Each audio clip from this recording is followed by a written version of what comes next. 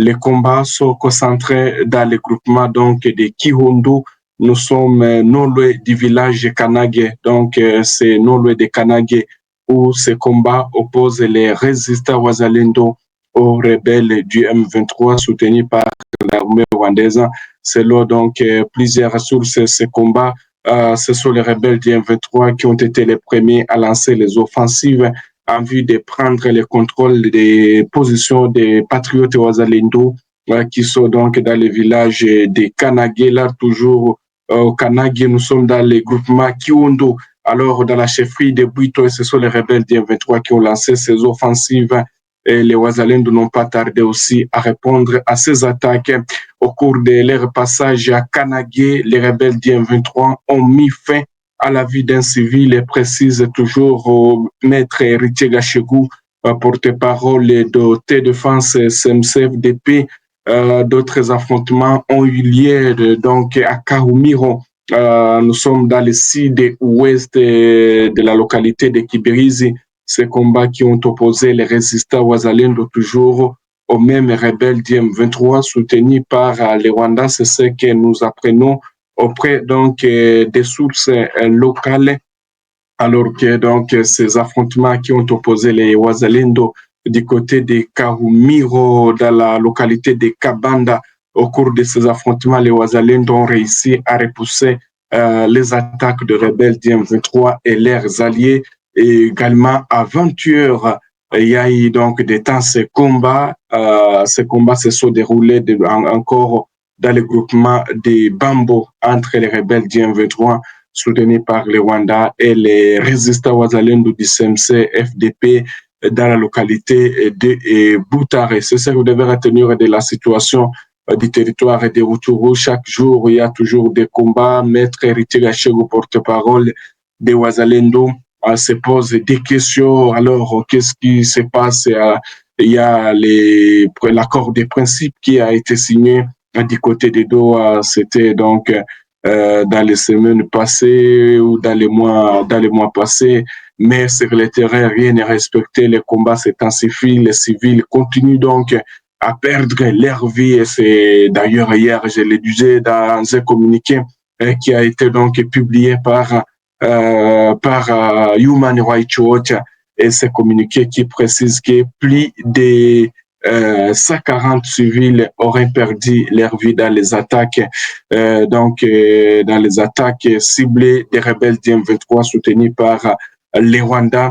Alors, il y a même les États-Unis aussi qui sont préoccupés par ces attaques contre les civils. Et c'est ainsi que même des sources à Genève confirment que les États-Unis ont récemment sollicité une réunion d'information d'urgence auprès du Conseil de sécurité des Nations Unies concernant la situation en République démocratique du Congo. L'objectif de cette réunion est d'aborder les horribles abus perpétrés contre les civils, notamment par les rebelles du M23 soutenus par les Rwandais dans l'Est de la République démocratique du Congo. Vous devez retenir que donc les États-Unis pourraient aussi donc mener ces enquêtes, peut-être les États-Unis qui ont souligné leur volonté de continuer à promouvoir la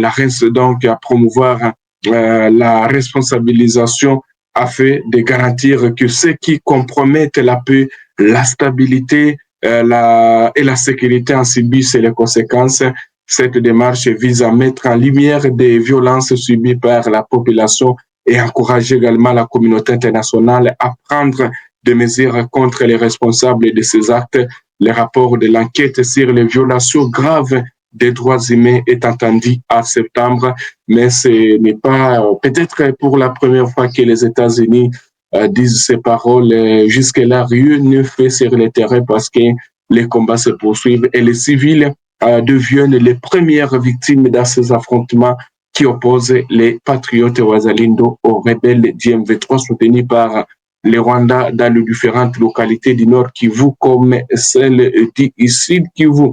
Alors, comme on reste toujours dans le Nord Kivu, on va se rendre dans les territoires de Lubero, les territoires voisins de Lubero aussi. Qu'est-ce qui se passe ce jeudi 21 août?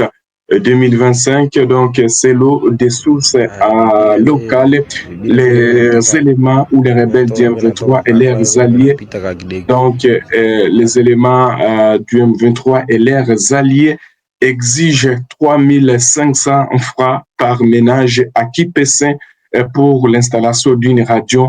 Vous devez retenir que selon les sources donc, de la région, un bouclage est en cours selon les alertes reçues ce matin. Kipessin, c'est un village qui se situe donc dans le territoire de Lubero, plus précisément donc sur la haute altitude du pays, endroit stratégique pour installer une radio. Alors, les rebelles du M23 passeraient selon les sources, donc relayées par certains journalistes de la région par ménage. Les rebelles sont en train de demander 3500 pour donc installer les radios du côté de Kipessin, cette localité qui jusque-là reste aussi contrôlée par ces rebelles de M23 et leurs alliés.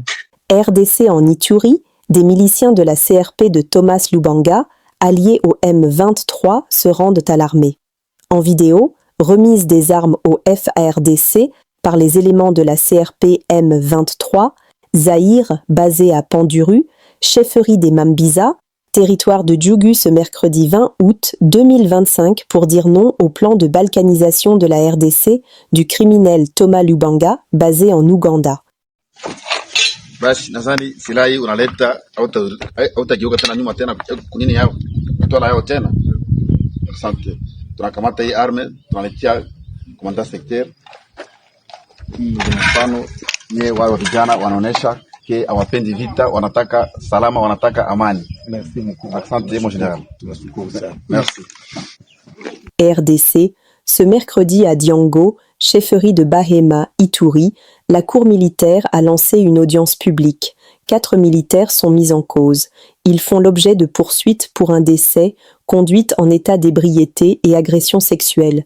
La justice militaire insiste sur le rétablissement de la discipline au sein de l'armée.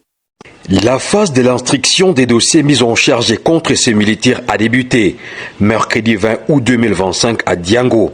La cour militaire, au cours de cette foraine, veut remettre de l'ordre et la discipline au sein des forces armées de la République démocratique du Congo en opération dans cette partie orientale de la RDC.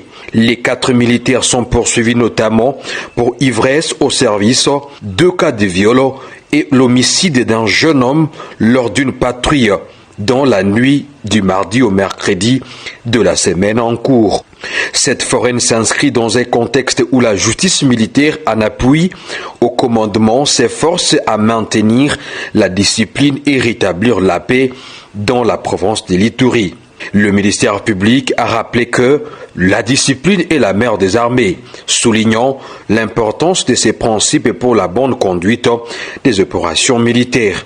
Ces procédures judiciaires visent à garantir que les actions des militaires restent dans le cadre légal, surtout en cette période de l'état de siège où les commandants des opérations et gouvernants militaires de l'Ituri, le lieutenant-général Luboya Nkashama Johnny, finance la justice militaire et civile lors des enquêtes et lors des audiences publiques.